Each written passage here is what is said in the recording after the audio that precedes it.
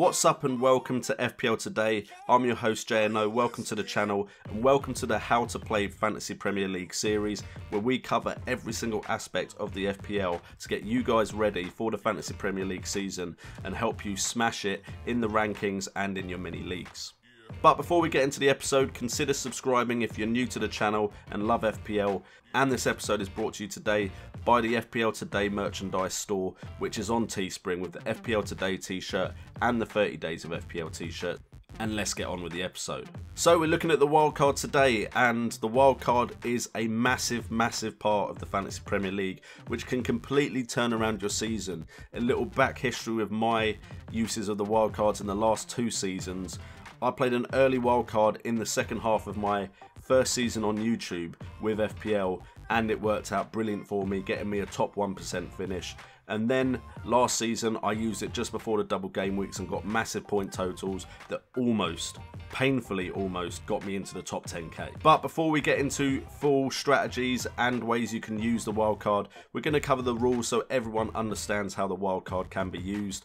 The wildcard allows you unlimited transfers before the next deadline for that game week. So you can make as many transfers as you want. You can try and play the market and up your team value by bringing in players that are going to raise in price over the week or over an international break.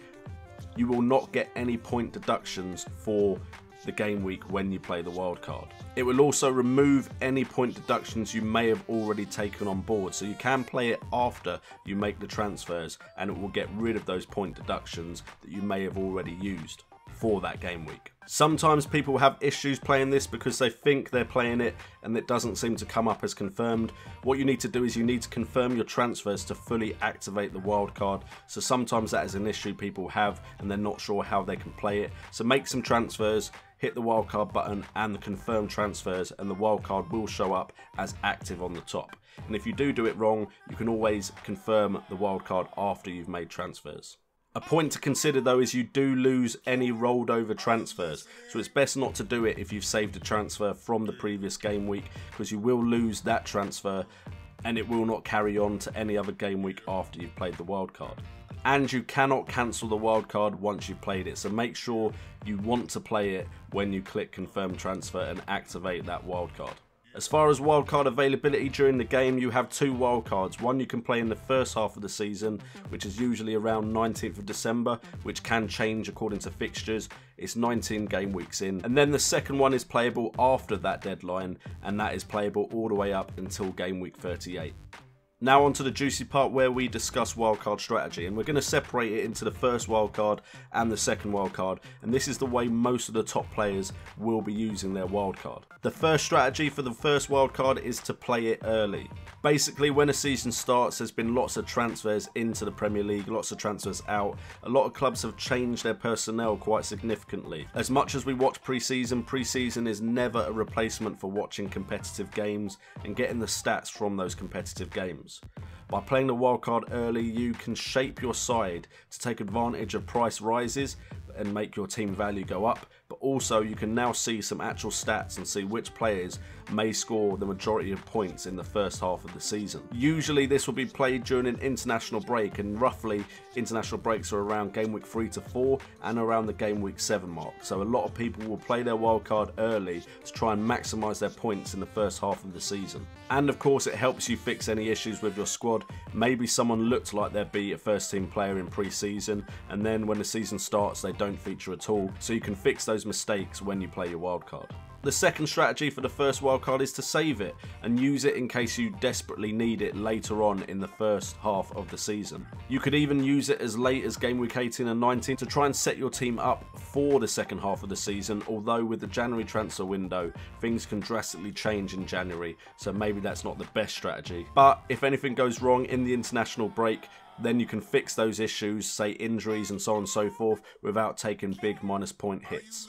And also you can bring the wildcard into a long-term fixture rotation plan. Potentially you've planned for the first 10 game weeks and then you can see a better option for rotation from game week 11 to game week 19, so you could bring it in then and easily make those changes to your defence or midfield to bring in a good rotation strategy. Now we move on to the second wildcard, and there's 2 strategies again, play early and play late, very similar to the first wildcard strategies. The benefits of playing it early is you can fix a bad first half to the season. I've done this once and it did pay off for me, where I completely changed my side and had a great second half to the season. Also in that period, injuries can become a problem. You could figure out who essential players are. You may not have the essential players that are scoring loads of points, and you played an early wildcard, so playing it early again will allow you to bring in the players that are scoring everyone else points, so at least you're not falling too far behind the pack.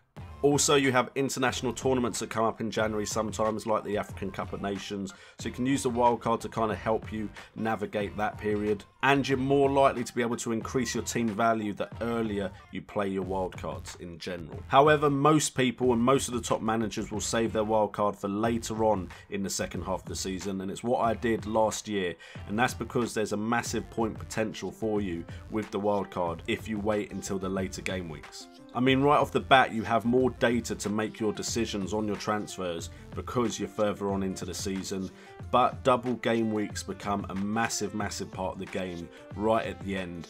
Usually game week 34 and 37 have quite a few double game weeks where teams play more than once, and if your player is playing more than once, they're more likely to score a big point total for that game week. So what people do is they use their wildcard just before these double game weeks and bring in sides that are optimized for players that play twice to get them the most amount of points in that game week. Usually the last double game week in the fixture list has the most double game week fixtures. That was game week 37 this season. And the benefit of playing it just before the last double game week in this scenario in game week 37 meant you only had game week 38 to actually worry about after you utilize the wild card for the double game week. So guys, I hope I've covered the strategy and the way that you can use the wildcard in this episode. If there's any questions that you have, leave it in the comments down below. Me or some of my loyal subscribers will jump in and answer the questions for you. If you've enjoyed this video and you want more tips and tricks on Fantasy Premier League, consider subscribing to the channel. Also smash that like button if it has helped you out. I've been JNO, this has been FPL Today, and remember, it's all about the game.